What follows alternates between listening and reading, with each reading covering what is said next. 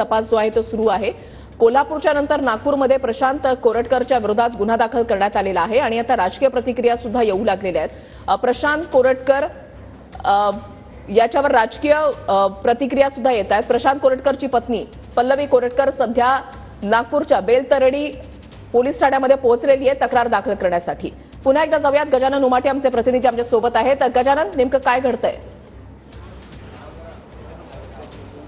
नक्कीच ही तक्रार दाखल करून घेण्याची प्रक्रिया आणि सुरू आहे बेलतरोडी पोलीस स्टेशनमध्ये आणि त्या तक्रारीची शहानिशा करून जे काही दोषी आहे, कारण की मुख्य तक्रार आहे त्यांच्या जीवाला धोका आहे, त्यांच्या परिवाराला धमक्या दिल्या जात आहे, त्या फोनवरून येत आहे, सोशल मीडियाच्या माध्यमातून परिवाराला धमक्या येत आहेत, त्याबाबतची ही तक्रार आहे अशी माहिती मिळते की ही तक्रार इंद्रजित सावंत यांच्या विरोधात त्या दाखल करणार असल्याची माहिती आहे। थोड्या वेळात त्या माध्यमांशी येऊन चर्चा करणार आहे। परंतु या संपूर्ण प्रकरणामध्ये कारण की पहिल्या दिवशी ज्या दिवशी गुन्हा घडला रात्री 12:01 त्यानंतर दुसऱ्या दिवशी प्रशांत कोरटकर यांनी याच पोलीस स्टेशनमध्ये सुरक्षा हवी म्हणून तक्रार दाखल केली होती। त्यानंतर त्यांना सुरक्षा मिळाली सुद्धा, परंतु आता प्रशांत कोरटकर आणि परिवाराचा संपर्क होत नाही असं त्यांच्या परिवाराकडून सांगण्यात येत आहे आणि प्रशांत कोरटकर नॉट रिचेबल आहे। या सगळ्या पार्श्वभूमीवर 3 दिवस झाले त्यांच्या आई ज्येष्ठ नागरिक आहेत, त्या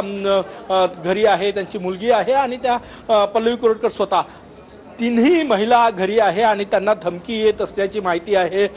त्यामुळे त्यांच्या जीवाला धोका आहे अशा प्रकारची तक्रार जी आहे ती या ठिकाणी बेलतरोडी पोलीस स्टेशनमध्ये दाखल करण्याची ही प्रक्रिया या ठिकाणी सुरू आहे। इंद्रजित सावंत यांना धमकी दिल्याप्रकरणी आणि महापुरुषांचा अपमान केल्याप्रकरणी कोल्हापूर येथे गुन्हा दाखल आहे। काल रात्री उशिरा नागपुरातील बेलतरोडी पोलीस स्टेशनमध्येही गुन्हा दाखल झाला। एकीकडे पोलीस आपल्या पद्धतीने तपास करत आहेत, परंतु दुसरीकडे शिवप्रेमींकडनं आणि काही अननोन लोकांकडनं त्यांना धमकी येत असल्याची तक्रार जी आहे ती या ठिकाणी आहे आणि त्यामुळेच ही तक्रार दाखल करण्यासाठी स्वतः पल्लवी कोरटकर एकट्या या ठिकाणी आल्या बेलतरोडी पोलीस स्टेशनमध्ये आणि ही तक्रार जी आहे ती त्या दाखल करत आहेत।